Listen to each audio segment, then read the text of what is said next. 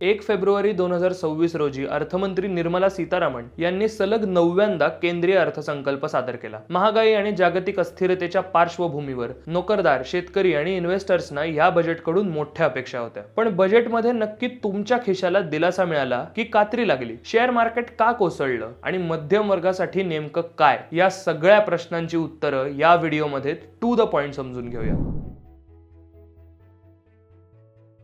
सर्वात आधी पाहूयात मध्यम वर्गाच्या जिव्हाळ्याचा विषय म्हणजे इन्कम टॅक्स। यावेळी कर रचनेत म्हणजे टॅक्स स्लॅब्स मध्ये कोणताही बदल करण्यात आलेला नाही, जुनेच दर कायम आहेत। मात्र टॅक्स भरण्याची प्रक्रिया सोपी करून मोठा दिलासा देण्याचा प्रयत्न झालाय। महत्त्वाचा बदल म्हणजे सुधारित ITR भरण्यासाठी मुदत आता 31 डिसेंबर ऐवजी 31 मार्च पर्यंत वाढवण्यात आली आहे। याचा फायदा काय? तर गडबडीत जर काही माहिती भरली गेली नसेल तर आता ती सुधारण्यासाठी तुम्हाला 3 महिने जास्त मिळणार आहेत। यामुळे दंड पडण्याची भीती कमी होईल आणि आता टॅक्स असेसमेंट चालू असतानाही करदाते टॅक्स भरून रिटर्न अपडेट करू शकतील, ज्यामुळे लिटिगेशन कमी होईल।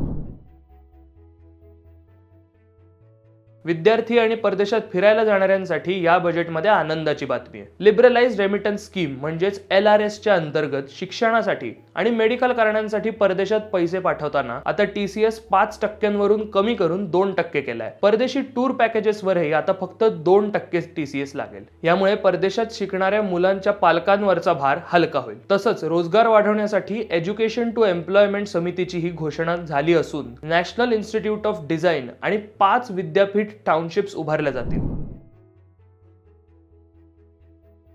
एक महत्त्वाचा प्रश्न म्हणजे बजेटच्या दिवशी मार्केट का पडलं? याचं मुख्य कारण म्हणजे सिक्युरिटीज ट्रान्झॅक्शन टॅक्स अर्थात STT मधली वाढ। सरकारने फ्युचर्सवरील STT 0.02% वरनं 0.05% केलाय। ऑप्शन ट्रेडिंगवरही टॅक्स लावलाय। सरकारने हे सट्टेबाजी रोखण्यासाठी केल्याचं सांगितलं असलं तरी यामुळे ट्रेडर्सचा खर्च वाढलाय। याच नाराजीतून सेन्सेक्स आणि निफ्टीमध्ये मोठी घसरण पाहायला मिळाली।